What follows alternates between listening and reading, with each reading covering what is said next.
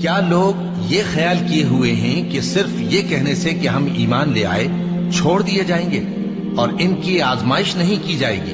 और जो लोग इनसे पहले हो चुके हैं हमने उनको भी आजमाया था और इनको भी आजमाएंगे। सो अल्लाह उनको जरूर मालूम करेगा जो अपने ईमान में सच्चे हैं और उनको भी जो झूठे हैं। क्या वो लोग जो बुरे काम करते हैं ये समझे हुए हैं कि ये हमारे काबू से निकल जाएंगे? जो फैसला ये करते हैं बुरा है।